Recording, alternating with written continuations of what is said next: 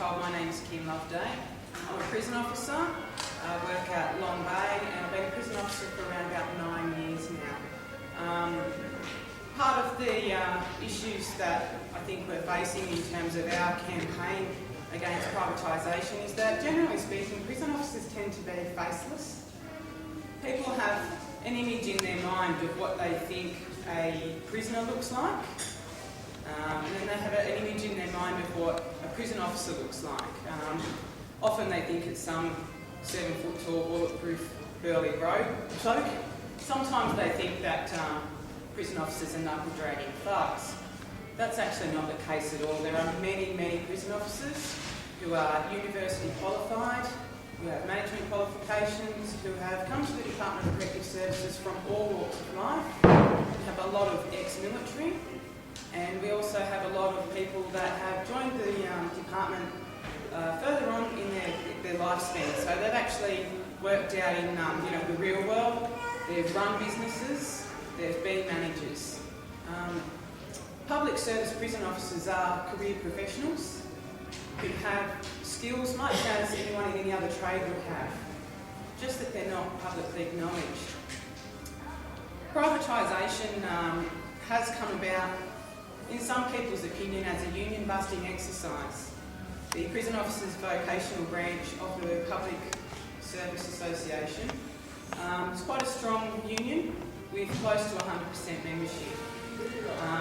This poses quite a problem when management want to, take advantage of us. That's what unions are all about, is sticking together and getting fair and equitable working conditions for people. A few years back, around about 2002, I believe it was, the department came up with this idea called the way forward.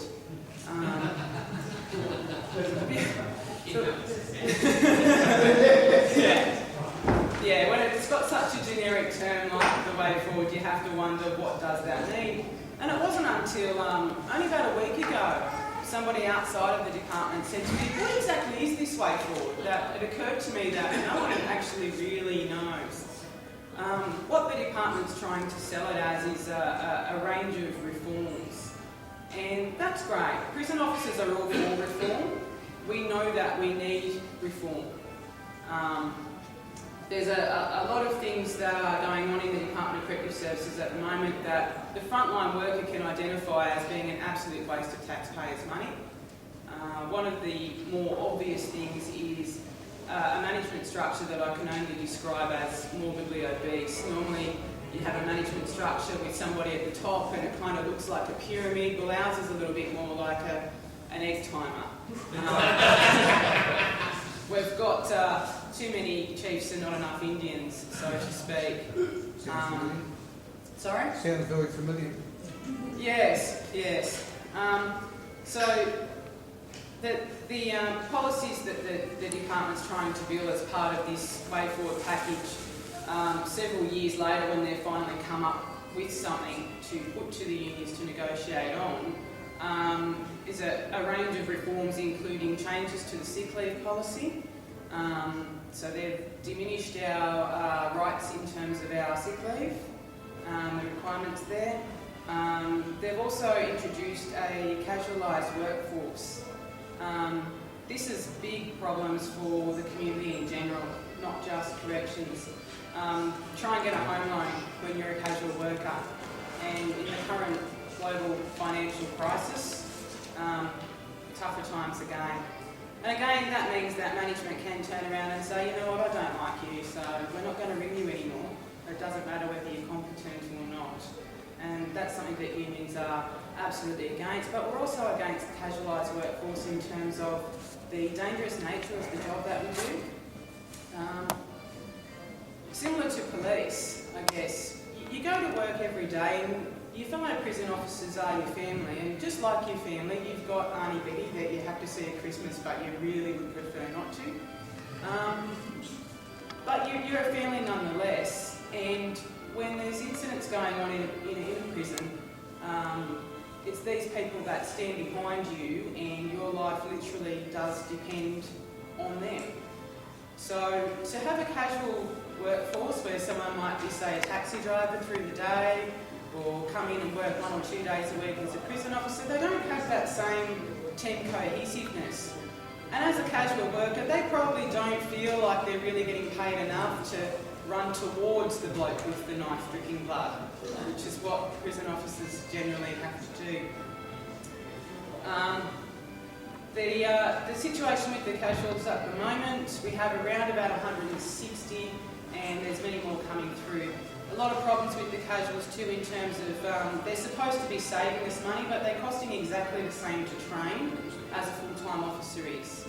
So they're getting put through the academy for 3 months, which is the same basic level training that full-time prison officers get, although full-time prison officers are on a probationary period for 12 months. So you work full-time in the job for 12 months and learn your trade.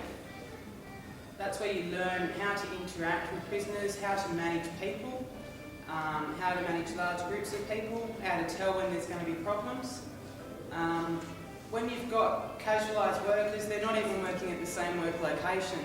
So apart from not being able to have that kind of family bond that I was talking about earlier, one day they turn up to work at Long Bay, the next day they turn up to work at Parramatta, the next day they turn up to work at Silverwater. And each jail is unique. Each jail has its own culture, if you like. It has its own physical environment, and it has its own atmosphere amongst the inmates as well. Another part of the way forward is centralised rosters. This is supposed to save us money. Under the old rostering scheme, we had 2 prison officers that worked within the jail that combined the rosters. They knew what everyone's names were, they knew what everyone's family situations were, they knew who needed to pick their kids up after school, they knew who needed to carpool. Now we have an endless number of clerks, and there's sort of 4 senior managers responsible for overseeing those clerks, and they're on a combined salary of about $550,000 a year right there. So that's sort of $500,000 just for the guys overseeing the clerks, and of course they're all too important to answer their own phones as well, so they need personal assistants and clerks to help them do what they want to do. Apart from it just being additional people doing what used to be, a senior prison officer's job, which is about $60,000 a year, mind you. I'm on a base salary of around about $60,000 a year as a senior prison officer. That means I'm in charge of multi-million-dollar facilities, hundreds of people's lives, welfare, safety, security at the centre, and I do that for $60,000 a year, full time. But a senior correctional officer working in a rostering area on that $60,000 a year was also somebody else wearing a blue uniform who could respond in the event of an incident. So we've now got fewer staff on the ground to do that.